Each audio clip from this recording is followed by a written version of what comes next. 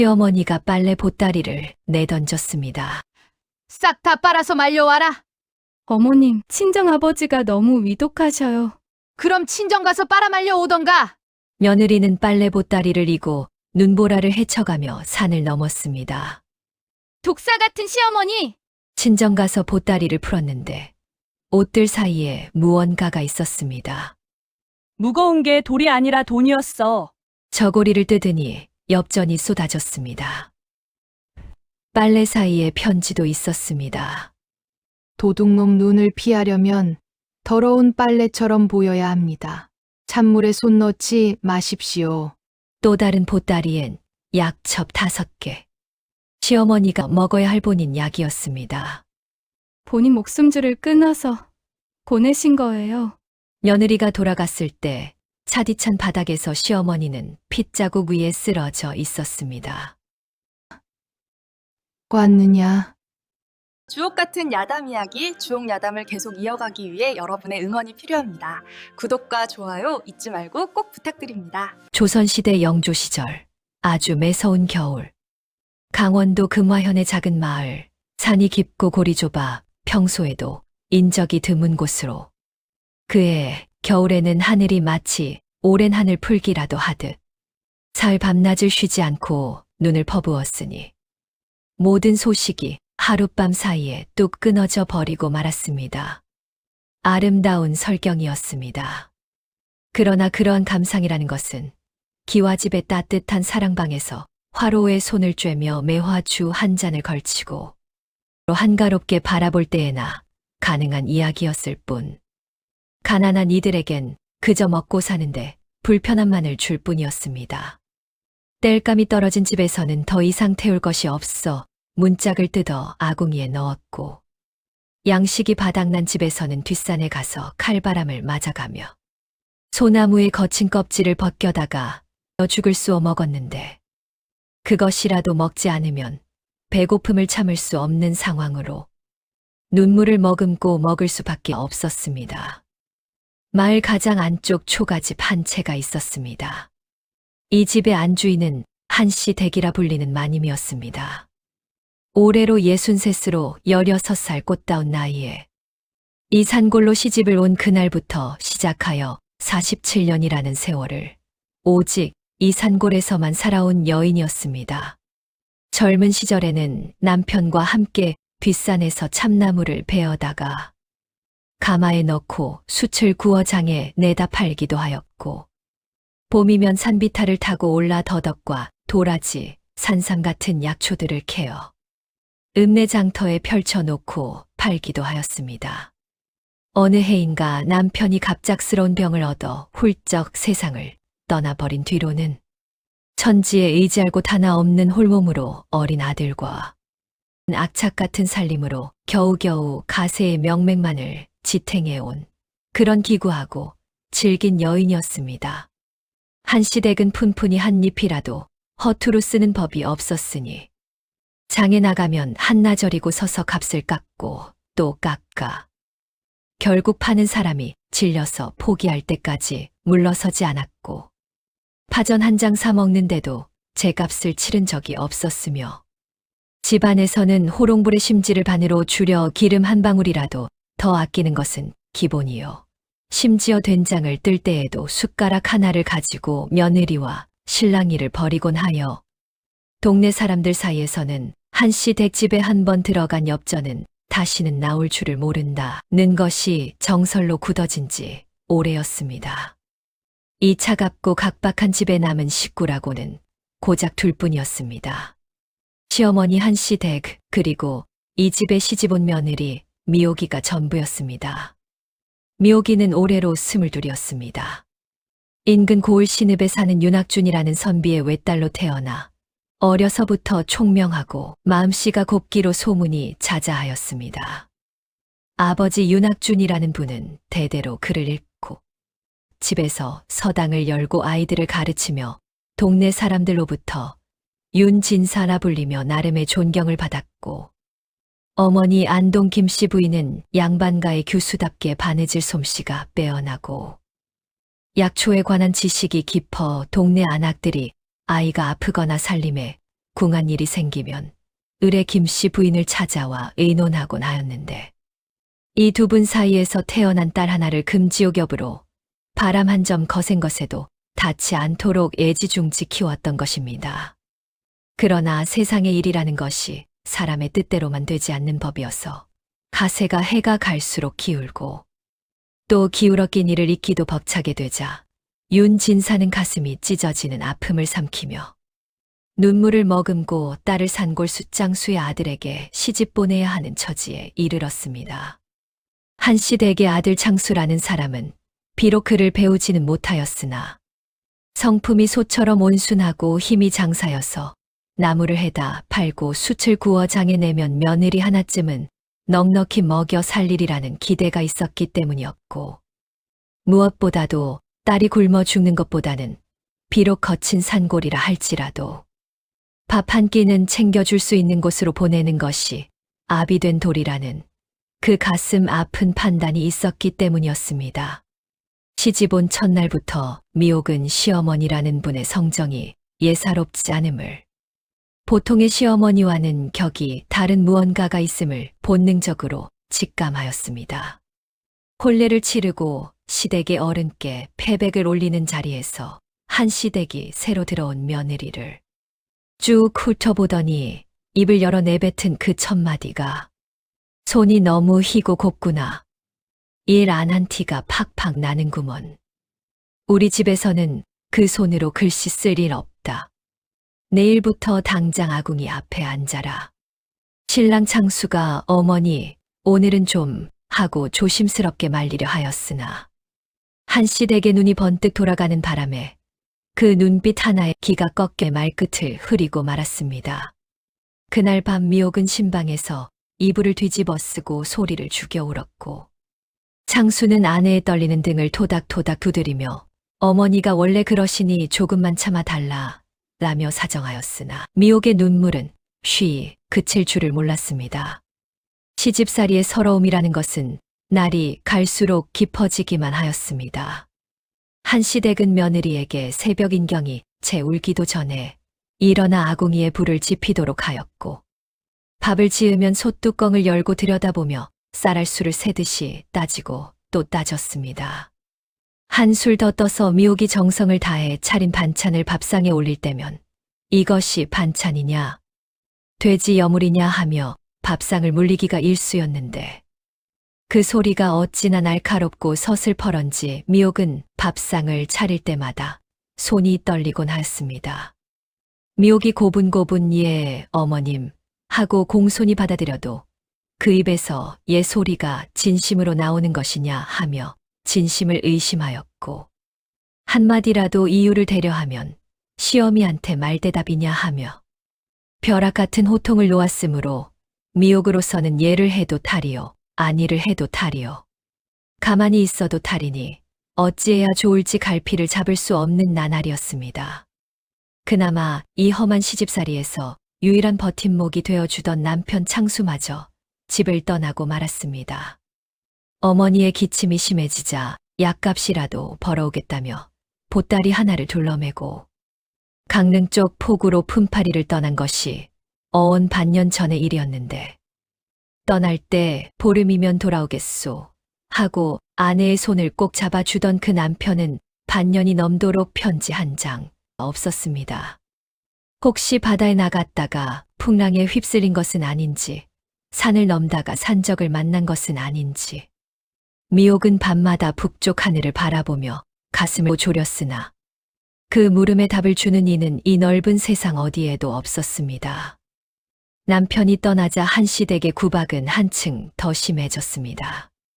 중간에서 눈치를 봐줄 아들이 없으니 거칠 것이 없어진 것이었고 며느리에게 고삐 없이 쏟아지는 잔소리와 꾸지람은 마치 둑이 터진 물처럼 제어할 것이 아무것도 남아있지 않았습니다. 미옥은 하루하루가 가시방석이요 하루하루가 얼음판이었으나 갈 곳이라고는 세상 어디에도 없었습니다.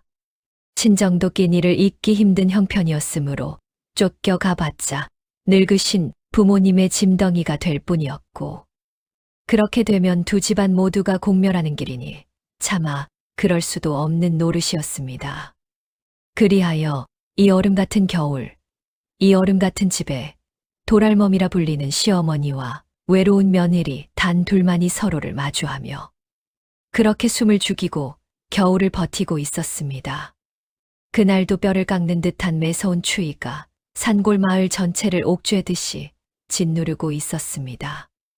미옥은 새벽부터 일어나 부엌 한 구석에서 걸레질을 하고 있었는데 딱히 바닥이 더러워서 닦는 것이 아니었습니다. 몸이라도 움직이지 않으면 뼛속까지 스며드는 추위와 사방에서 밀려오는 외로움의 금방이라도 집어삼켜질 것만 같았기 때문이었습니다. 서방님은 밥이나 굶지 않고 다니시는지 모르겠네. 미옥이 나지막이 아무에게도 들리지 않을 만큼 작은 소리로 중얼거리며 한숨을 길게 내쉬었습니다. 바로 그때였습니다. 안방에서 기침 소리가 터져 나왔습니다. 그것은 가래가 끓어 넘치는 그런 탁한 기침이 아니었습니다. 뱃속 깊은 폐의 가장 깊숙한 바닥에서부터 억지로 쥐어짜듯이 끌어올리는 건조하고 고통스러운 기침이었으니 그 소리가 마치 마른 장작을 도끼로 내려쳐 쪼개는 소리처럼 거칠고 날카로워서 듣는 사람의 가슴까지 아리게 만드는 그런 기침이었습니다. 미옥은 하던 일을 멈추고 부엌으로 갔습니다. 솥뚜껑을 열어 안을 살펴보았으나 솥 안에는 미지근한 기운조차 남아있지 않았습니다. 아궁이에 마지막으로 불을 넣은 것이 사흘 전의 일이었는데 한시 댁이 땔감이 아깝다며 불 떼는 것을 엄하게 금하였기 때문에 사흘째 식은 아궁이가 텅 빈 입을 벌리고 있을 뿐이었습니다. 미옥은 표주박으로 찬물을 떠서 그릇에 담으려다 문득 멈칫하였습니다. 이 추운 날에 이 뼈가 시린 겨울의 기침으로 고생하시는 시어머니께 얼음장 같은 찬물을 드릴 수는 차마 없었습니다. 미옥은 잠시 망설이다가 마당 구석에 쌓여있는 얼마 남지 않은 삭정이 몇 개를 주워와서 아궁이에 불을 지폈습니다.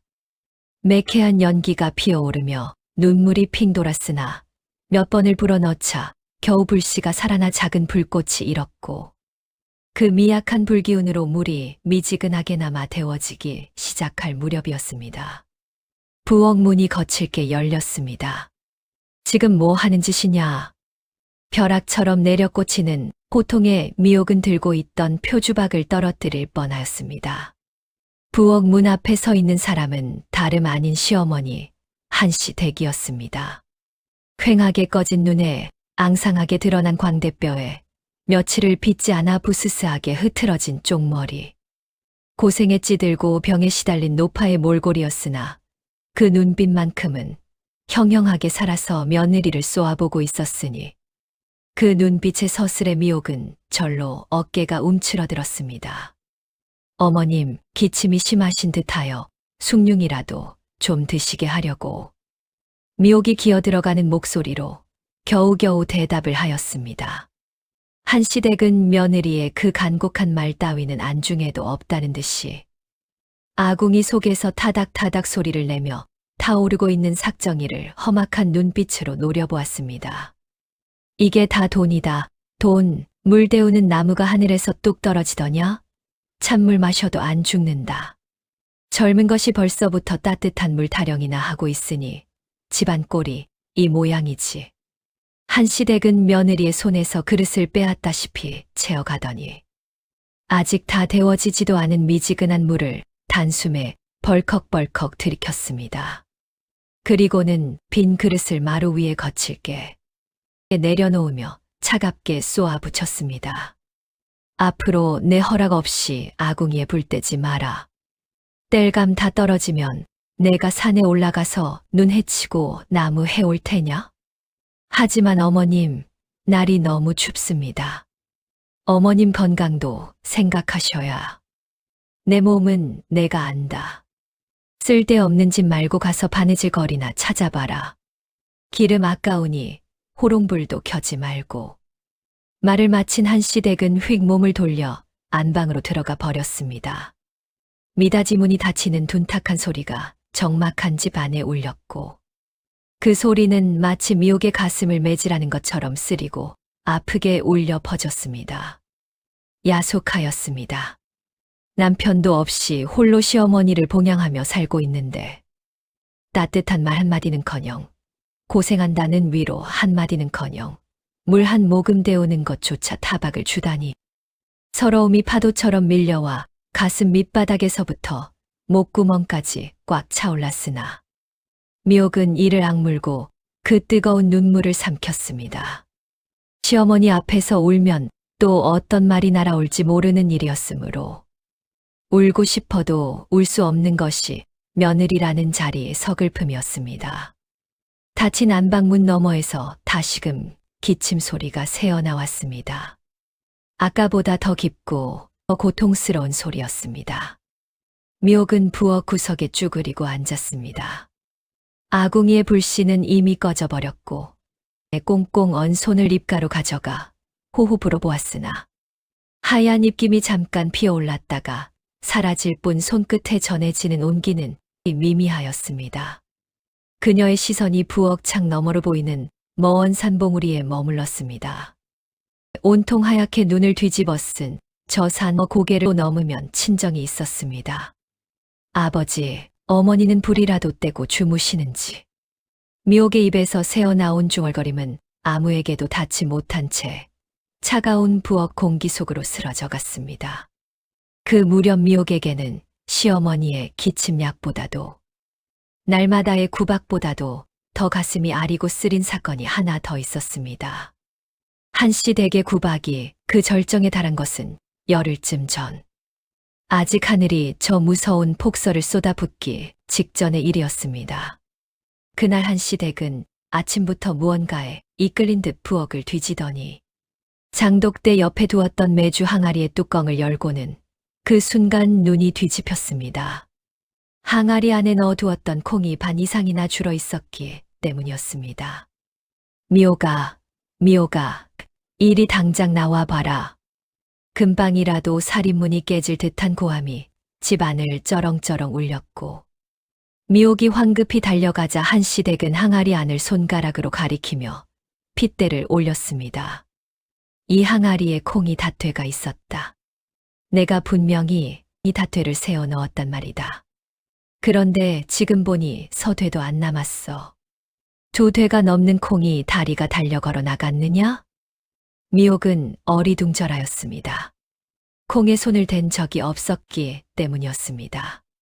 한씨 댁은 장독대의 항아리에 눈금을 그어놓고 매일 아침 저녁으로 비가 오나 눈이 오나 빠짐없이 확인하는 사람이었으므로 양이 조금이라도 줄면 당장에 불호령이 떨어진다는 것을 미옥은 온몸으로 뼈저리게 알고 있었기 때문이었습니다.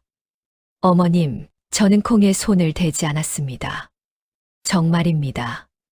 미옥이 간곡히 그리고 진심을 다하여 호소하였으나 한씨 댁은 들은 척도 하지 않았습니다. 내가 아니면 누가 가져갔단 말이냐. 이 집에 나하고 너 둘뿐인데 내가 내 콩을 내가 훔쳐 먹었겠느냐? 설마 쥐가 먹었다고 할 테냐? 한씨 댁의 목소리가 점점 커져온 말에 다 들릴 만큼 울려 퍼졌습니다.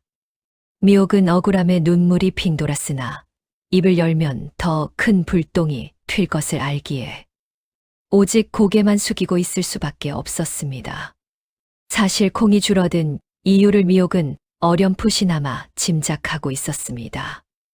며칠 전 새벽에 뒷마당에서 바스락바스락 수상한 소리가 나서 몸을 일으켜 나가보았더니 쥐가 아니라 제법 몸집이 큰 너구리 한 마리가 장독대 근처를 어슬렁어슬렁 돌아다니고 있었던 것입니다. 먹을 것이라고는 눈밖에 없는 혹독한 겨울에 곤줄인 산짐승이 먹을 것을 찾아 마을까지 내려온 것이었습니다. 항아리 뚜껑은 무거운 돌로 눌려 있었으나 한쪽 모서리가 오래전에 깨져서 틈이 벌어져 있었고 아마도 그 틈으로 너구리가 코를 들이밀고 발을 집어넣어 콩을 파먹은 듯하였습니다. 미옥이 조심스럽게 아주 조심스럽게 그 이야기를 꺼내자 한씨 댁의 얼굴은 한층 더 일그러졌습니다. 너구리, 너구리가 항아리 뚜껑을 열어. 내가 바보로 보이느냐? 그래, 좋다. 너구리가 먹었든 내가 먹었든 항아리를 제대로 관리 못한 건 내 잘못이야. 내가 매일 뚜껑을 확인하고 틈을 막았어야지. 왜 한눈을 팔고 있었느냐? 한시댁은 거칠게 숨을 몰아쉬더니 부엌 구석에 세워져 있는 키를 손가락으로 가리키며 명령하였습니다. 당장 저 키 가져와서 마당에 무릎 꿇고 앉아라. 예. 미옥은 자신의 귀를 의심하였습니다. 콩서대 값이 내 무릎보다 비싸다. 세 시즌 동안 꿇어 앉아서 다시는 살림을 허투루 하지 않겠다고 반성해라. 미옥의 얼굴이 사색이 되었습니다. 마당에는 며칠간 내린 눈이 발목까지 쌓여 있었고 그 눈은 낮에 녹았다가 밤에 다시 얼기를 반복하여 반들반들한 빙판으로 변해 있었습니다. 그 위에 맨 무릎으로 아무런 보호 없이 세 시즌을 꿇으라니. 이는 무릎뼈가 으스러질 일이었을 뿐만 아니라 자칫하면 동상에 걸려 다리를 잃을 수도 있는 위험천만한 일이었습니다. 어머님, 밖이 너무 춥습니다. 방 안에서라도. 방 안, 따뜻한 방에서 벌을 서면 그게 벌이냐 잔치냐? 내 콩 2대 값을 내 무릎으로 치러라. 싫으면 당장 이 집에서 나가라. 밥값도 못하는 년이 골라가며 벌을 받겠다고? 미옥은 할 말을 잃었습니다. 한시댁의 눈에는 장난기라고는 한치도 찾아볼 수 없는 진심이 서려 있었고 여기서 거부하면 정말로 쫓겨날 판이었습니다. 쫓겨나면 갈 곳은 끼니도 잊지 못하는 친정뿐이요. 결국 두 집안 모두가 망하는 길이었습니다. 미옥에게는 선택의 여지가 없었습니다. 미옥은 치마를 걷어 올리고 마당의 빙판 위에 무릎을 꿇었습니다. 그 순간 맨살에 닿은 얼음의 냉기가 번개처럼 온몸을 관통하였습니다. 무릎뼈가 깨지는 듯한 통증이 쓰나미처럼 밀려왔고 이가 저절로 달그락달그락 부딪혀 맞물렸습니다. 미옥은 주먹을 꽉 쥐고 이를 악물었습니다. 여기서 울면 한시댁이 재수없게 곡소리를 한다고. 또 한 차례의 호통을 칠게 불을 보듯 뻔하였기 때문입니다. 한 시즌이 지났습니다. 무릎에 감각이 서서히 그리고 완전히 사라지더니 그 마비된 느낌이 허벅지를 타고 위로 올라오며 저릿저릿한 통증으로 바뀌어 온 하체를 장악해 갔습니다. 2시즌이 지나자 미옥의 입술이 파랗게 질렸고 온몸이 사시나무처럼 떨렸으며 무릎 주변의 살가죽은 빙판에 달라붙어 벗겨지기 시작하였습니다. 한시댁은 안방문을 꽁꽁 닫아 걸고 나오지 않았습니다. 그러나 사실 한시댁은 그 닫힌 문 뒤에서 문풍지에 뚫린 작은 구멍 사이로 며느리의 모습을 단 한순간도 눈을 떼지 않고 들여다보고 있었습니다. 빙판 위에서 파들파들 떨고 있는 며느리의 가녀리고 연약한 등이 한시댁의 시야에 가득 들어찼고 한시댁은 아래 입술을 피가 나도록 깨물었습니다. 당장이라도 이불을 끌고 나가 덮어주고 싶은 마음과 더 독해지지 않으면 안 된다는 마음이 있었기 때문입니다. 저 아이가 날 원수로 여겨야 한다. 그래야 내가 죽은 뒤에 미련 없이 슬픔 없이 떠난다. 한시댁은 스스로에게 되뇌고 또 되뇌었습니다. 그러나 돌아앉는 순간 기침이 터져 나왔고 급히 꺼낸 손수건을 입에 대자 또다시 선명한 핏자국이 번졌습니다. 한시댁은 피 묻은 손수건을 이불 밑에 황급히 숨기고 벽을 짚고 힘겹게 일어섰습니다. 3시즌이 다 되어갈 무렵 안방문이 거칠게 열리더니 한시댁이 마루 끝에 서서 감정이라고는 찾아볼 수 없는 퉁명스러운 목소리로 내뱉었습니다. 들어와라. 시간 다 됐다. 미옥이 일어서려 하였으나 무릎에 힘이 들어가지 않았습니다. 빙판에 오래 꿇어 앉아 있었으므로 무릎 주위의 살이 시뻘겋게 부어오르고 군데군데 살가죽이 벗겨져 피가 배어나고 있었습니다. 미옥은 비틀거리며 겨우 일어서서 한 걸음 한 걸음 절뚝절뚝 부엌으로 향하였습니다. 그때였습니다. 미옥이 부엌에 들어서자 무언가 이상한 것을 발견하였습니다. 부엌 아궁이에 불이 피워져 있었던 것입니다. 분명히 아까까지만 해도 꺼져 있던 아궁이에 누군가 삭정이를 넣어 불을 살려놓았고 그 불 위에는 작은 솥이 올려져 있었는데 그 안에서 보리쌀 미음이 보글보글 끓고 있었습니다. 구수하고 따뜻한 냄새가 차가운 부엌 안에 가득 퍼져 있었습니다. 미옥이 고개를 돌려 안방 쪽을 바라보았으나 문은 이미 닫혀 있었고 안에서는 아무런 인기척도 들려오지 않았습니다. 어머님이 끓여 놓으신 건가? 아닐 것이라고 미옥은 고개를 세차게 저었습니다.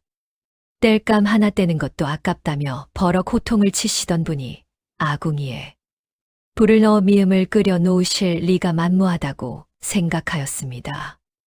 미옥은 뜨거운 미음 한 그릇을 떨리는 손으로 떠서 들이켰습니다. 3시즌 동안 빙판에서 얼어붙었던 오장육부가 녹아내리는 듯한 온기가 목구멍을 타고 가슴으로, 배로, 온몸으로 퍼져나가는 순간 그토록 악착같이 참고 또 참았던 눈물이 왈칵 터져 쏟아지고 말았습니다. 도대체 어머님은 어떤 분이신 거야? 벌을 주고는 미음을 끓여 놓으시다니. 그것은 미옥이 아무리 생각하고 또 생각해 보아도 결코 풀 수 없는 수수께끼였습니다. 하지만 그 수수께끼의 진정한 답을 알게 되는 것은 아직 한참 뒤의 일이었으니 지금 이 순간의 미옥은 그저 혼란 속에서 뜨거운 눈물만을 흘릴 뿐이었습니다. 며칠이 더 지났습니다. 눈은 그쳤으나 추위는 날이 갈수록 더욱더 심해져만 갔습니다. 어느 아침이었습니다. 미옥이 마당에 밤새 수북이 쌓인 눈을 쓸고 있었습니다. 밤사이에 내린 눈이 무릎까지 쌓여 길을 내지 않으면 변소조차 갈 수 없는 형편이었으므로 아무리 추워도 아침마다 이 일만큼은 빠뜨릴 수가 없었습니다. 빗자루로 눈을 쓸어내니 그 밑바닥은 이미 반들반들한 빙판으로 변해 있었는데 그것은 열흘 전 콩 사건 때 미옥이 무릎을 꿇었던 바로 그 빙판이 아직도 녹지 않고 그대로 남아있는 것이었습니다. 미옥은 그때의 뼈를 깨는 듯한 통증이 생생하게 떠올라 몸서리를 치며 조심조심 발끝에 온 신경을 곤두세우며 빗자루질을 하였습니다. 하지만 조심한다고 되는 일이 아니었습니다. 꽁꽁 언 땅을 딛고 있던 미옥의 해진 집신이 빙판 위에서 미끄러졌습니다.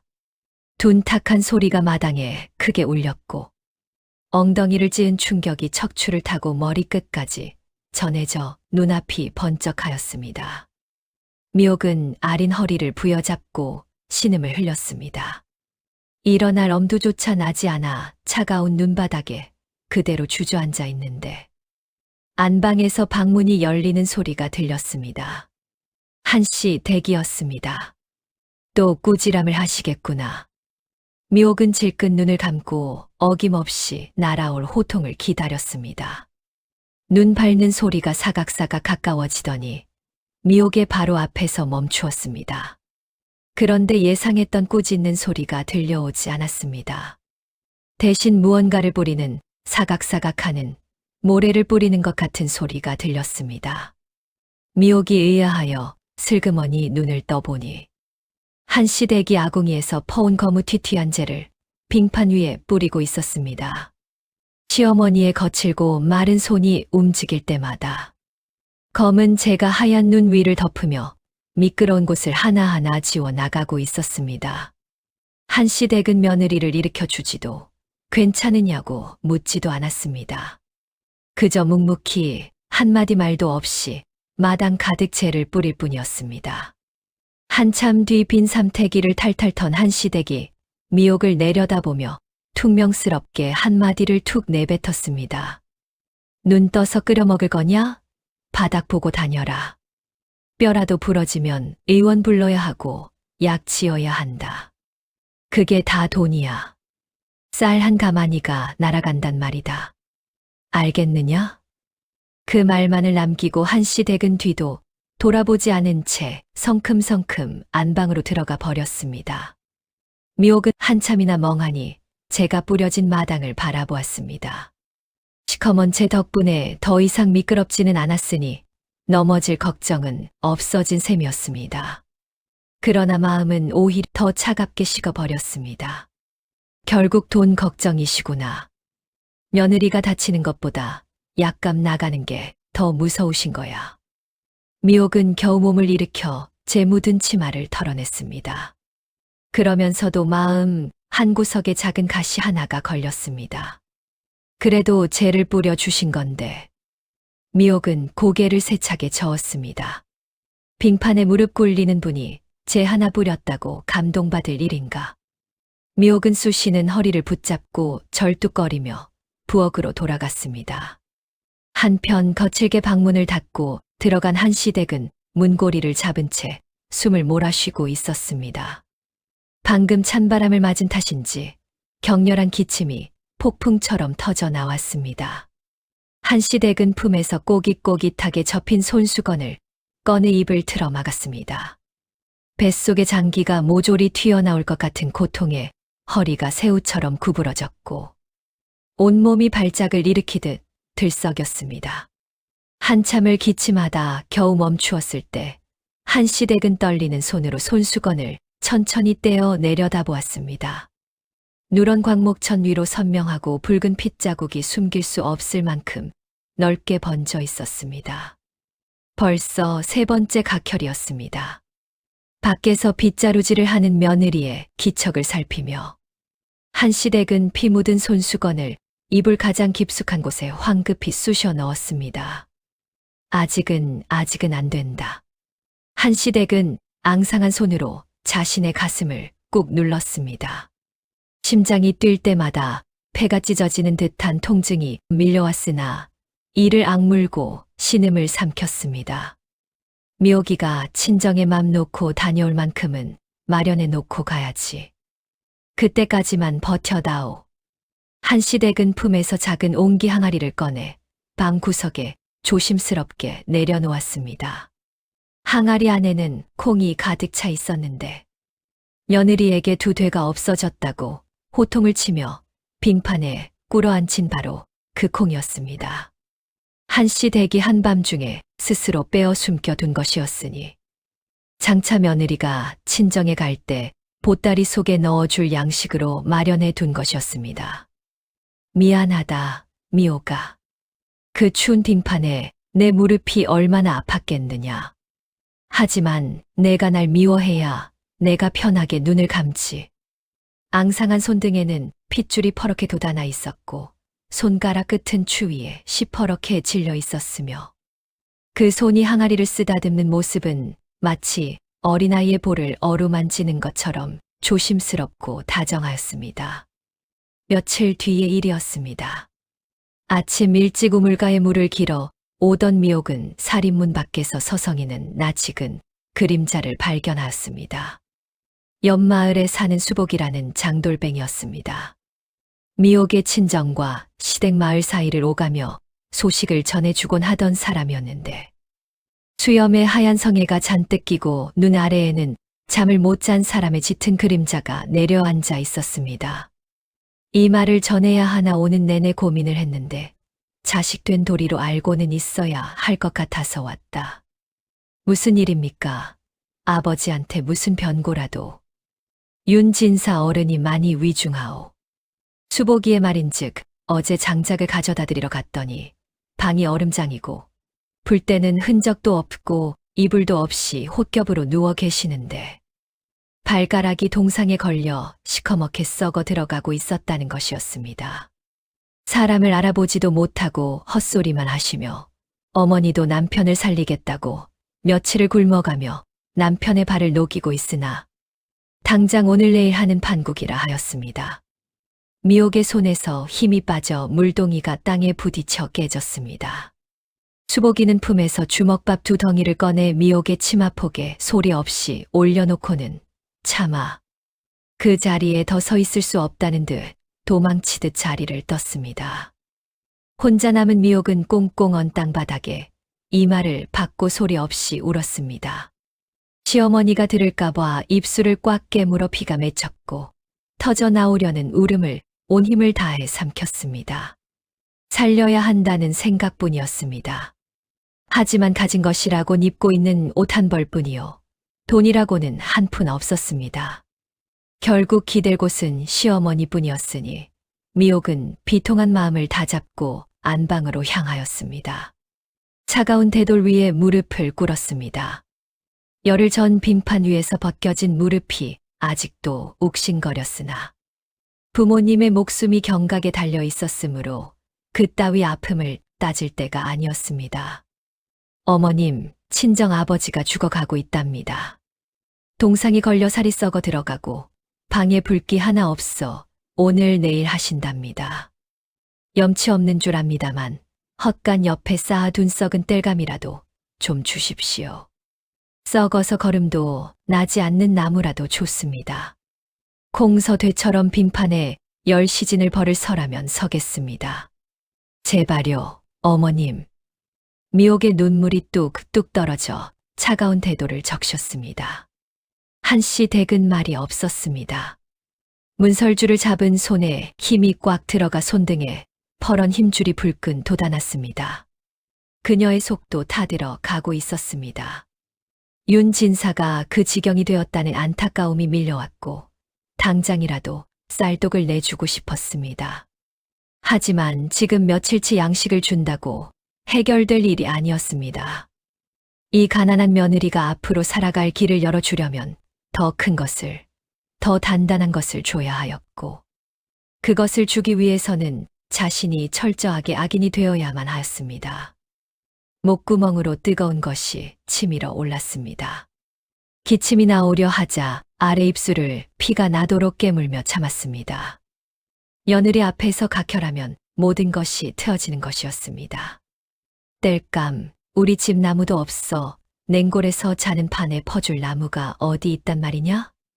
사람이 죽어간다 하지 않습니까? 어떻게 썩은 나무 토막 하나를. 시끄럽다. 사돈이 밥 먹여주더냐?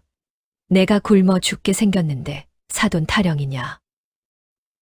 썩 물러가라. 한시댁은 며느리의 눈에 담긴 절망을 차마 더 볼 수 없어 거칠게 방문을 닫아 버렸습니다. 방 안으로 들어온 한시댁은 그제야 참았던 기침을 폭발하듯 터뜨렸습니다.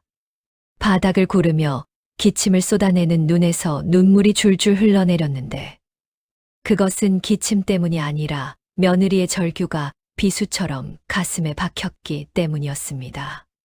조금만 참아라. 내일이면 다 끝난다. 한시댁은 옷장 깊숙한 곳에서 며칠 밤을 새워 한 땀 한 땀 꿰맨 낡은 옷가지들을 꺼내 어루만지며 숨을 골랐습니다. 한 올 한 올에 자신의 마지막 사랑을 꿰매서 넣은 것들이었습니다. 그 옆에는 열흘 전 며느리에게 누명을 씌워 빼두었던 콩 2되가 작은 자루에 담겨 나란히 놓여 있었습니다. 폐가 찢어지는 고통보다 문 밖에서 들려오는 며느리의 흐느낌이 더 사무치게 아팠습니다. 다음 날 아침이 밝았습니다. 미옥이 부어오른 눈으로 부엌에 나서려는데 마루에서 무언가가 떨어지는 둔탁한 소리가 들렸습니다. 나와 보거라. 마루 끝에 선 한시댁의 앞에 거대한 보따리가 산더미처럼 쌓여 있었습니다. 낡아해진 무명치마, 거무튀튀한 때가 낀 저고리, 꿉꿉한 냄새가 나는 이불옷청 따위가 뒤죽박죽 섞인 빨래 덤이었습니다. 겨우내 묵은 빨래다. 싹 다 빨아서 말려와라. 빨래요? 지금이 엄동설한입니다. 콩 2대도 못 지키는 년이 빨래 하나 못한다는 말이냐? 그 말에 미옥의 얼굴이 벌겋게 달아올랐습니다. 콩 사건은 치욕이나 다름없는 기억이었으므로 한시댁은 그 아픈 곳을 너무나도 정확하게 찔러온 것이었습니다. 개울물이 꽁꽁 얼었습니다. 얼음을 깨고 빨래를 하라니 제 손발이 다 썩으라는 말씀입니까? 참고 또 참았던 분통이 터졌습니다. 친정아버지가 죽어가는데 외면한 것도 모자라. 콩으로 빙판에 꿇어앉힌 것도 모자라. 엄동설안에 빨래까지 시키다니. 시어머니가 불구대천의 원수처럼 느껴졌습니다. 누가 여기서 빨래하랬느냐?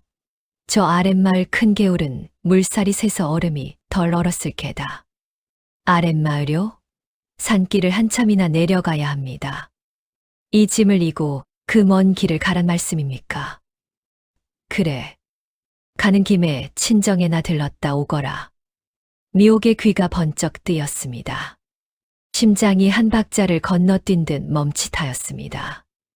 단, 그냥 보내주는 거 아니다. 이 빨래 싹 다 빨아서 내 친정 넓은 마당에 널어 말려 오란 말이다. 미옥은 기가 막혀 입이 다물어지지 않았습니다. 사돈네가 죽어가는 마당에 도움은커녕 빨래를 떠넘기다니. 친정 부모님은 뗄감이 없어 냉방에서 떨고 계십니다. 그런데 젖은 빨래를 가져가 말려오라니요. 그게 사람이 할 소리입니까? 잔말 말고 시키는 대로 해. 싫으면 관두거라. 친정이고 뭐고 때려치우고 부엌에 들어가 밥이나 해. 한시댁이 핏대를 세우며 고래고래 소리를 질렀습니다. 가난한 집에서 시집왔으면 악착같이 일할 생각을 해야지. 어디서 말대답이야. 당장 짐 싸서 나가지 못해. 알겠습니다. 가지요. 가면 될 것 아닙니까? 묘기는 홧김에 빨래 뭉치를 낚아채어 광목천으로 싸기 시작하였는데 빨래가 어찌나 많은지 보따리를 묶는 손이 부들부들 떨렸습니다. 그때 한시댁이 갑자기 격한 기침을 토해내며 마루 기둥을 잡고 위태롭게 휘청거렸습니다. 하지만 분노에 가득 찬 미옥의 눈에는 그 모습이 꼴사납게 보일 뿐이었습니다. 기침이 심하시니 약이라도 드시지요. 돈 아끼다 큰일 나십니다. 시끄럽다. 내 갈 길이나 가. 한시댁은 입가에 핏자국을 들킬까봐 어깨를 움츠린 채 방으로 도망치듯 들어갔습니다. 마루에는 거대한 빨래 보따리와 미옥만이 남았습니다. 보따리를 들어 올리니 마른 빨래치고는 이상할 만큼 묵직하였으나 평생 빨지 않은 묵은 때의 무게련이 시어머니의 인색함이 쌓인 결과련이 생각하였습니다. 독한 시어미. 내 다시는 이 집에 돌아오나 봐라. 미옥은 이를 악물고 보따리를 머리에 이었습니다. 목이 꺾일 듯한 무게가 정수리를 짓눌렀지만 오기가, 분노가, 그리고 부모님을 살려야 한다는 절박함이 그 무게를 견디게 하였습니다. 다녀오겠습니다. 인사라기보다는 통보에 가까운 차디찬 한마디를 내뱉고 미옥은 뒤도 돌아보지 않고 살인문을 나섰습니다. 문풍지의 구멍 사이로 그 뒷모습을 지켜보던 한시댁은 며느리가 하얀 눈보라 속으로 점점 작아지며 한 점의 검은 점이 되어 사라질 때까지 눈을 떼지 못하였습니다. 그래, 잘 가거라. 부디 무사히 가거라. 살인문을 나선 미옥의 발걸음은 천근만근이었습니다. 하늘은 잿빛으로 낮게 내려앉아 있었고 골짜기를 넘어온 칼바람이 얇은 옷깃을 파고들었습니다. 추위보다 견디기 힘든 것은 머리 위 보따리의 무게였습니다. 물에 젖은 손뭉치의 돌덩이라도 넣은 것처럼 묵직하게 정수리를 짓눌렀으므로 한 걸음 뗄 때마다 목이 꺾이고 허리가 휘었습니다. 마을을 지날 때 우물가의 아낙네들이 수군거렸습니다.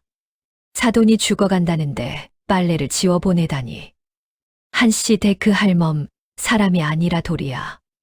콩 때문에 빙판에 꿇어앉혔다며 짐승만도 못한 시어미지. 등 뒤로 쏟아지는 말들이 가슴에 비수처럼 박혔습니다. 틀린 말이 하나도 없었기에 더 아팠고 맞는 말이기에 더 서러웠습니다. 마을을 벗어나자 삼심리 산길이 시작되었습니다. 가장 험한 마이고개가 앞을 가로막고 있었습니다. 눈길은 허벅지까지 차올랐고 눈 아래 숨겨진 바위와 나무 뿌리가 보이지 않아 길인지 낭떠러지인지 분간조차 할 수 없었습니다. 산중턱에 이르자 매서운 바람이 사방에서 몰아쳤습니다. 눈가루가 회오리치며 시야를 가리는 바로 그 순간 눈 속에 숨겨진 돌뿌리에 발이 걸리고 말았습니다. 미옥은 비명과 함께 눈 비탈로 굴러떨어져 소나무에 부딪혀 겨우 멈추었고 보따리는 저만치 아래로 튕겨 나가 눈 속에 처박혔습니다. 손바닥은 찢어져 피가 흘렀고 콩 사건 때 벗겨진 무릎이 다시 찢어졌습니다. 이대로 눈 속에 파묻혀 잠들고 싶다는 생각이 간절하였습니다. 하얗고 포근한 눈이불을 덮고 영원히 잠들어 버리면 이 고통도 원망도 죄책감도 다 끝날 것 같았습니다. 하지만 눈 속에 처박힌 보따리가 눈에 들어왔습니다. 아니지. 이거라도 가져가야 한다. 빨래를 빌미 삼아 아버지 얼굴은 봐야 한다. 기어서 보따리를 끌어안는 순간 딱딱한 무언가가 허벅지를 때리는 느낌이 들었습니다. 온뭉치라고 하기에는 지나치게 단단하고 묵직한 감촉이었습니다. 돌을 넣으셨나? 콩으로 무릎 꿇리더니 이번엔 돌로 날 죽이시려고? 당장 돌덩이를 던져버리고 싶었으나 하나라도 없어지면 또 벌을 줄 게 뻔하였습니다. 미옥은 이를 악물고 보따리를 다시 이었습니다. 오기가 살자 없던 힘이 솟았고 다리를 절뚝거리며 그러나 멈추지 않고 다시 산길을 올랐습니다. 해가 서산으로 기울 무렵 마침내 산 아래로 옹기종기 모여 앉은 마을이 보이기 시작하였습니다. 지붕마다 저녁 연기가 모락모락 피어오르는 가운데 연기가 나지 않는 집이 딱 한 곳 있었으니 윤진사의 집 굴뚝만이 죽은 듯 고요하였습니다. 방문을 열자 바깥보다 더 깊은 냉기가 쏟아져 나왔습니다. 쾌쾌한 곰팡이내와 함께 살이 썩어가는 듯한 비릿한 악취가 코를 찔렀습니다. 어둠에 눈이 익자 방구석에 손 빠진 이불 하나를 둘이서 뒤집어 쓴 채 서로의 마지막 체온에 의지하여 떨고 있는 부모님이 보였습니다. 아버지 윤진사는 눈이 퀭하게 꺼져 해골을 보는 듯하였고 발은 동상에 걸려 거뭇하게 변색되어 고름이 배어 나오고 있었습니다. 어머니 김씨 부인 역시 기력이 쇠하여 몸조차 일으키지 못한 채 딸의 손을 부여잡고 눈물만 흘렸습니다. 한참을 울고 나서야 어머니의 시선이 보따리에 머물렀습니다. 저게 다 무엇이냐? 미옥은 부끄러움을 삼키며 사실대로 말하였습니다. 시어머니가 빨래를 해오라 하셨다고. 김씨 부인이 떨리는 손으로 보따리에 매듭을 풀었습니다. 한시대게 낡은 옷가지들이 쏟아져 나왔고 김씨 부인이 맨 위에 치마를 집어들었습니다. 그 순간이었습니다. 치맛단이 묵직하게 축 늘어지더니 치마 사이에서 무언가가 툭 하고 바닥으로 떨어졌습니다. 둔탁하면서도 맑은 금속성 소리가 적막한 방 안을 울렸습니다. 세 사람의 시선이 동시에 바닥으로 향하였습니다. 어둠 속에서도 희미하게 빛나는 동그란 물체. 엽전 꾸러미였습니다. 좋기 스무냥은 되어 보이는 묵직한 돈. 꾸러미가 치마의 안감과 겉감 사이에 한 땀 한 땀 정성스럽게 꿰매어져 있었던 것이었습니다. 이게 뭐냐? 윤진사가 놀라 눈을 크게 떴습니다. 미옥 역시 자신의 눈을 의심하며 눈을 비비고 다시 보았습니다. 돌이 아니라 돈이었어. 김씨 부인이 급히 다른 옷들을 살폈습니다. 저고리 소매를 만져보니 불룩하게 무언가가 들어 있었습니다. 안감에 실밥을 뜯자 하얀 쌀알들이 폭포처럼 쏟아져 내렸습니다. 도정을 간 마친 윤기가 반지르르 흐르는 쌀이었습니다. 세 사람의 손이 미친 듯이 빨라졌습니다. 이불호청이라 생각했던 천 뭉치의 실밥을 뜯자 그 안에서 눈처럼 하얗고 구름처럼 보드라운 최상급 목화솜이 피어올랐습니다. 이건 새솜이야. 한 번도 안 쓴 목화솜이라고. 김씨 부인이 목화솜을 얼굴에 비비며 울먹였습니다. 보따리 안은 그야말로 보물창고였습니다. 구멍난 양말 한 짝에는 말린 소고기 육포가 꽉 채워져 있었고 베갯잎 속에는 굵은 소금과 보리쌀이 헌버선 속에서는 은비녀까지 쏟아져 나왔습니다. 그리고 작은 옹기 항아리 하나에는 콩이 가득 담겨 있었습니다. 미옥의 눈이 휘둥그레졌습니다. 이 콩 그때 그 콩. 열흘 전 없어졌다고 난리를 치며 빈판에 꿇어앉힌 바로 그 콩이었습니다. 한시댁이 스스로 빼어 숨겨 두었다가 보따리 속에 넣어 보낸 것이었습니다. 도둑 누명을 씌우고 빈판에 꿇어앉히고 세 시진 동안 얼어 죽을 뻔하게 만든 그 콩이 처음부터 친정 부모님을 살릴 양식이었던 것입니다. 흩어진 물건들 사이에서 꼬깃꼬깃 접힌 종이 한 장이 발견되었습니다. 그 옆에는 한지로 정성스럽게 쌓은 약첩 5개가 끈으로 묶여 있었습니다. 윤 진사가 떨리는 손으로 종이를 펴서 읽었습니다. 사돈 어른께 이 엄동설 안에 며느리 등짐에 빨래를 지워 보낸다고 욕하지 마십시오. 산길의 도둑놈 눈을 피하려면 귀한 물건일수록 더러운 빨래처럼 보이는 게 상책입니다. 이불은 장터에서 제일 좋은 것으로 샀으니 낡은 천은 뜯어버리고 새 솜으로 이불을 지어 덮으십시오. 옷 속에 넣은 돈으로 당장 나무를 사서 방을 데우시고 쌀로 밥을 지어 드십시오. 항아리에 든 콩은 된장을 담그시든 두부를 만드시든 요긴하게 쓰십시오. 동봉한 약첩은 원래 제 기침약이오나 읍내 약방에 가져가면 쌀 며칠치 값은 쳐줄 것입니다. 급한 대로 이것을 파십시오. 빨래는 핑계이니 절대 찬물에 손 넣지 마십시오. 이 미련한 늙은이 걱정은 마시고 사돈 어른과 우리 며느리 건강만 챙기십시오. 부디 살아서 봄에 웃으며 봅시다. 편지를 읽어 내려가는 윤 진사의 목소리가 물기에 젖어 떨리고 또 떨렸습니다. 윤 진사는 편지를 가슴에 품고 통곡하였고 김씨 부인 역시 바닥에 엎드려 울었습니다. 하지만 미옥은 마냥 기뻐할 수 없었습니다. 시선이 바닥에 놓인 약첩에 고정되어 있었습니다. 어머니, 이 약재들 뭔지 아세요? 약초에 밝은 김씨 부인이 약재를 하나하나 살폈습니다. 말린 뿌리와 열매들을 만져보고 냄새를 맡던 어머니의 얼굴이 하얗게 질렸습니다. 이건 동충하초이고 이건 복령, 그리고 이건 천문동이 아니냐?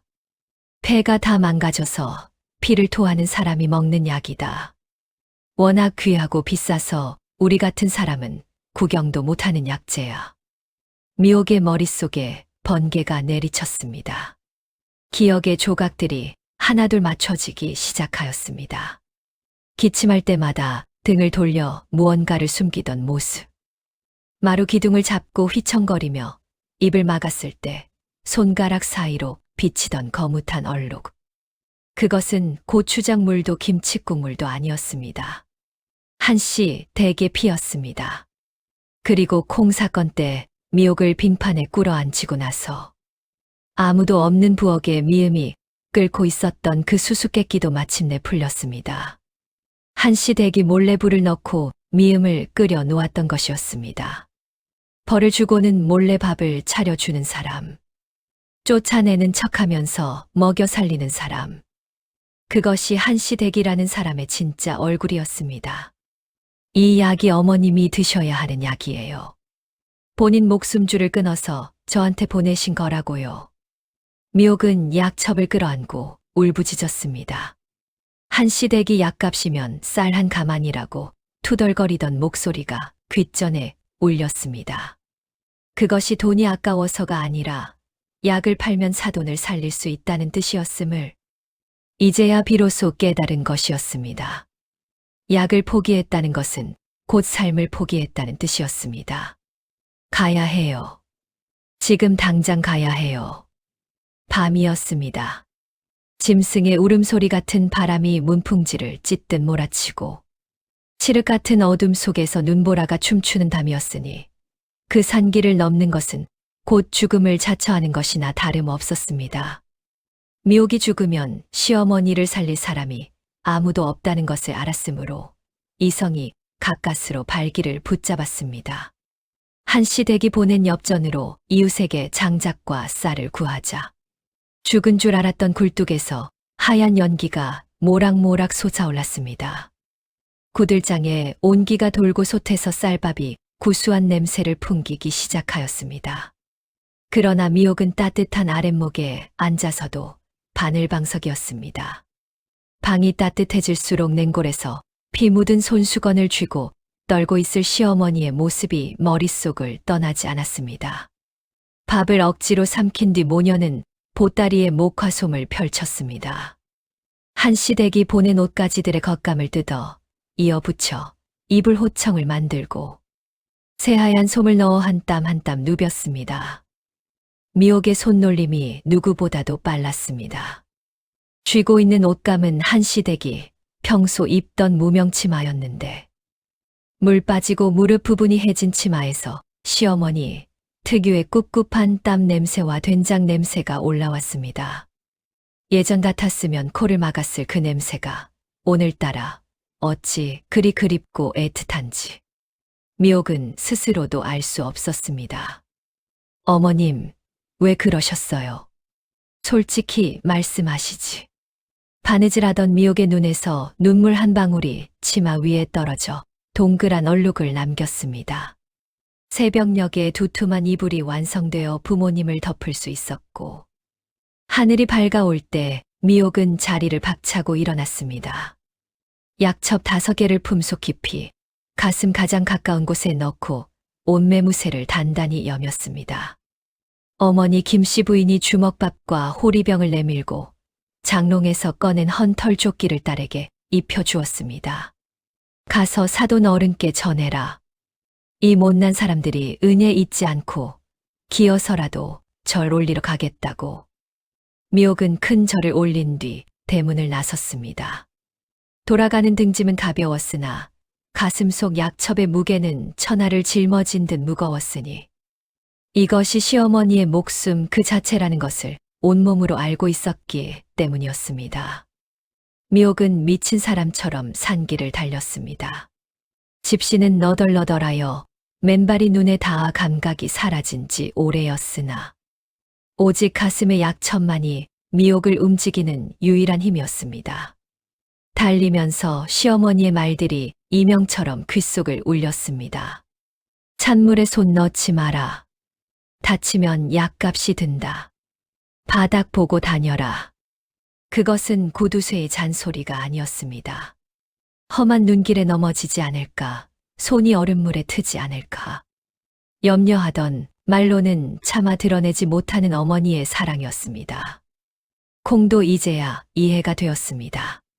콩을 빼놓으려면 이유가 있어야 하였고, 이유를 만들려면 도둑을 만들어야 하였으며, 도둑을 만들면 벌을 줘야 하였고, 벌을 주면 며느리가 미워하고, 미워하면 떠나기가 쉽고, 떠날 때 보따리를 풀면 그 콩이 살려줄 것이니, 빙판에 꿇어앉힌 것은 콩을 빼앗기 위한 것이 아니라 콩을 주기 위한 것이었습니다. 해가 기울 무렵 마을에 도착하였습니다. 한시댁의 집 굴뚝만 싸늘하게 식어 있었고 대문이 활짝 열려 있었습니다. 평소 빗장을 2중 3중으로 걸던 분이었습니다. 그 대문이 주인을 잃은 빈집처럼 횡하니 열려 찬바람만 드나들고 있었습니다. 마당에 하얀 눈 위로 붉은 얼룩들이 보였습니다. 방문을 열자 어둠 속 한 구석에 이불도 없이 웅크리고 쓰러져 있는 한시댁이 보였습니다. 각혈의 흔적이 낭자하였고 앙상한 손에는 피에 젖어 거뭇하게 변한 손수건이 꽉 쥐어져 있었습니다. 한시댁의 몸은 이미 차갑게 식어가고 있었으니 여치를 굶어 깃털처럼 가벼운 그 몸이 미옥의 가슴을 후벼 파듯 아프게 하였습니다. 어머님, 미옥이 왔어요. 눈 좀 뜨세요. 미옥은 시어머니의 뺨을 비비고 언 손을 주무르며 오열하였습니다. 품에서 꺼낸 약첩은 아직 체온으로 따뜻한데 약을 먹어야 할 사람은 얼음장처럼 차가웠습니다. 그때 한시댁의 입술에서 아주 미세한 신음이 새어나왔습니다. 감긴 눈꺼풀이 파르르 떨리더니 천근의 무게를 들어 올리듯 힘겹게 떠졌습니다. 초점 없는 흐릿한 눈동자가 허공을 헤매다 눈물 범벅이 된 미옥의 얼굴에 머물렀습니다. 왔느냐? 모기 소리보다 작은 말이었으나 미옥에게는 천둥보다 크게 들렸습니다. 예, 어머님. 왔어요. 빨래 다 해서 왔어요. 빨래는 다 말려왔느냐? 죽음의 문턱에서 빨래를 묻는 것은 며느리가 무사히 다녀왔는지를 확인하는 것이었습니다. 빨래는 친정에 두고 왔어요. 어머니가 말려서 보내주신대요. 미옥은 품에서 약첩을 꺼내 시어머니의 눈앞에 들어 보였습니다. 이 약 왜 안 드셨어요? 이거 드셔야 낫는다면서요. 한시댁의 눈이 커졌습니다. 보따리에 넣어 보낸 약첩을 알아본 것이었습니다. 그거 팔라니까 왜 다시 가져왔어? 안 팔아요. 죽어도 못 팔아요. 이거 드시고 어머님이 사셔야죠. 미옥은 물과 약가루를 개어 시어머니의 입에 조심스럽게 그러나 단호하게 밀어 넣었습니다. 삼키세요. 뱉으시면 저 혀 깨물고 죽겠습니다. 한시댁은 며느리의 절박한 사랑에 눌린 듯 쓴 약물을 꿀꺽 삼켰습니다. 저한테는 어머님이 진짜 어머니예요. 빙판에 꿇어앉혀 놓고 몰래 미음 끓여주신 거 다 알아요. 다 알면서 모른 척한 제가 바보지 어머님이 바보가 아니에요. 한시댁의 눈에서 주르륵 눈물 한 줄기가 관자놀이를 타고 바닥으로 스며들었습니다. 평생 도랄멈이라 불리던 사람이 며느리 앞에서 처음 보이는 눈물이었습니다. 춥지? 방이 많이 차구나. 죽어가면서도 냉골에 들어온 며느리를 걱정하는 손끝으로만 전하는 투박한 사랑이었습니다. 안 추워요. 어머님 손이 이렇게 따뜻한데 뭐가 추워요. 미옥은 거짓말을 하며 시어머니를 더 꽉 끌어안았습니다. 한참을 침묵하던 한시댁이 쉰 목소리로 그러나 또렷하게 입을 열었습니다.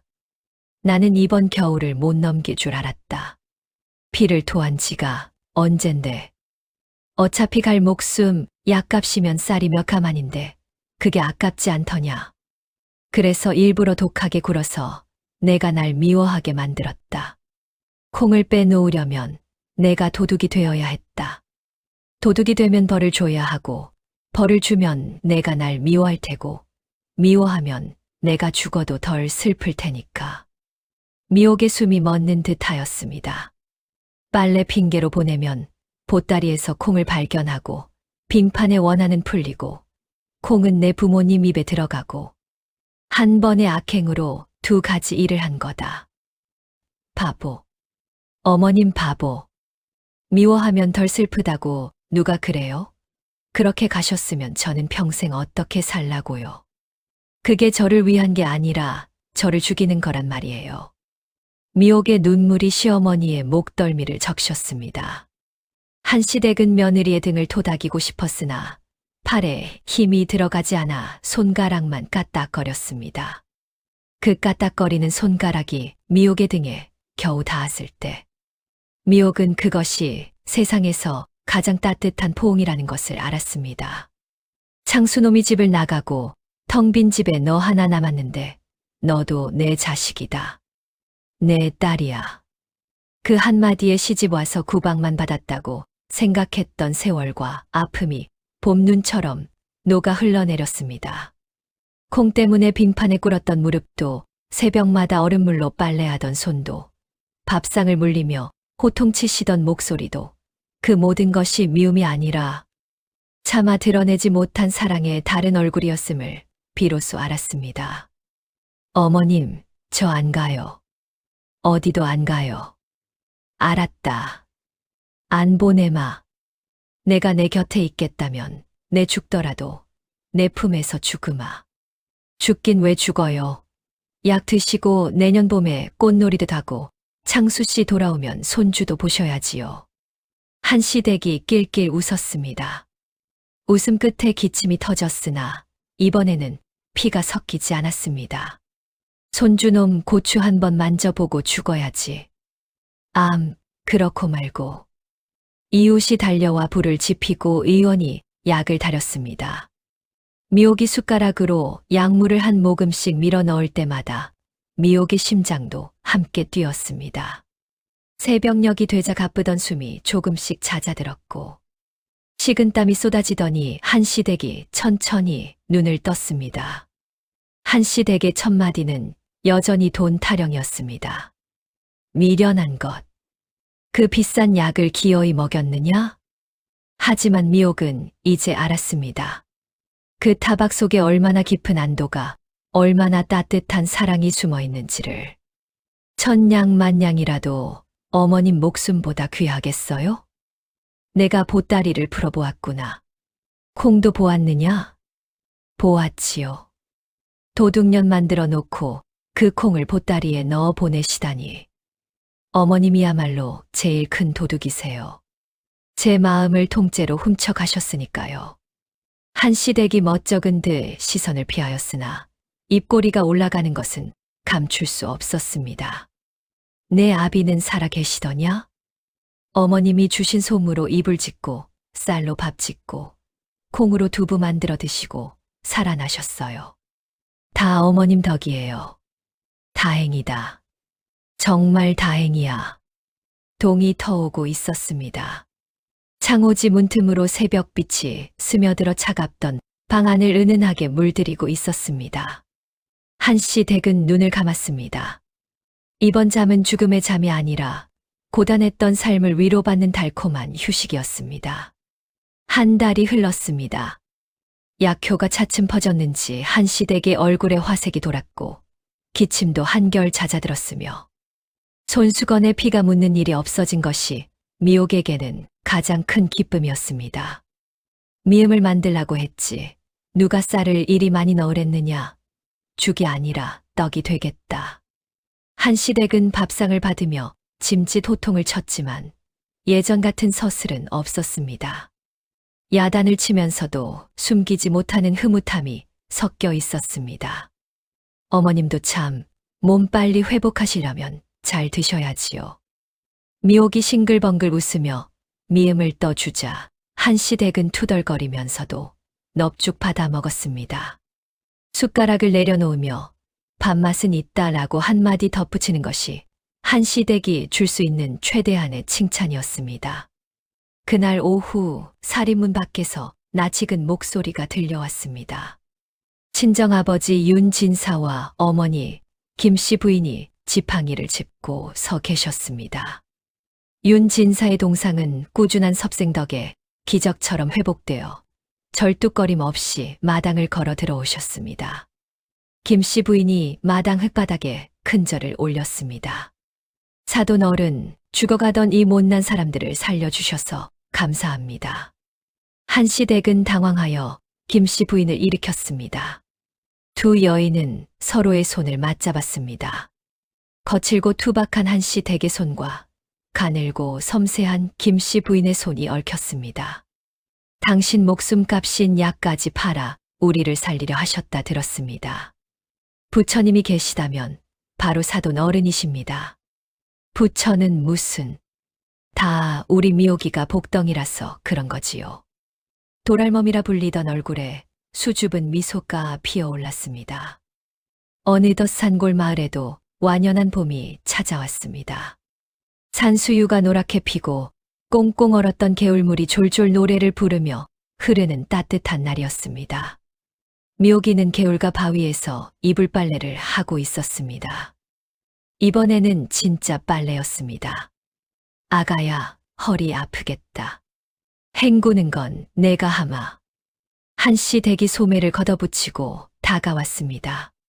겨우내 죽음의 문턱까지 갔던 사람이라고는 믿기지 않을 만큼 혈색이 좋고 목소리에 힘이 실려 있었습니다. 어머님은 가만히 계세요. 찬물에 손 담그시면 기침 도집니다. 이 날씨에 무슨 기침이냐. 약발이 제대로 받아서 힘이 남아돈다. 뚝길에서 윤진사 내외가 보따리를 지고 왔습니다. 남은 목화솜으로 지은 쪽빛 누비 저고리와 치마였습니다. 솜씨 좋은 우리 안사람이 밤새 누비고 술을 놓았지요. 한씨 댁이 새 옷을 걸치니 품이 딱 맞고 쪽빛 색감이 얼굴을 환하게 비추었습니다. 우리 어머님 새색시 같으시네. 시집 다시 가셔도 되겠어요. 네 사람이 배를 잡고 웃었습니다. 개울가에 나란히 앉아 한씨 댁이 나지막이 입을 열었습니다. 이제 여한이 없네. 며느리가 아니라 딸을 얻었고 벗 같은 사돈을 얻었으니 내 인생 지금이 제일 부자야. 그때 마을 어귀에서 누군가 달려오는 모습이 보였습니다. 여보, 어머니. 남편 창수였습니다.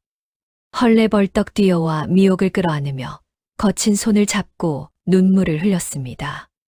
품에서 고운 꽃신 한 켤레를 꺼내 미옥에게 신겨 주었습니다. 따뜻한 봄볕 아래 개울가에 널린 하얀 빨래들이 바람에 펄럭이고 있었습니다. 더러운 빨래가 세상에서 가장 따뜻한 이불이 되고 묵은 약첩이 가장 향기로운 사랑이 되었던 그 해.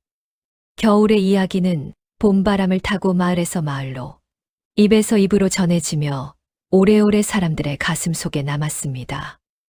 오늘도 제 영상에 시간을 내어주셔서 감사합니다. 구독과 좋아요는 제가 다음 이야기를 준비하는데 큰 힘이 됩니다. 그리고 댓글로 여러분의 마음도 살짝 남겨주세요. 다음 영상에서 또 만나요. 고맙습니다.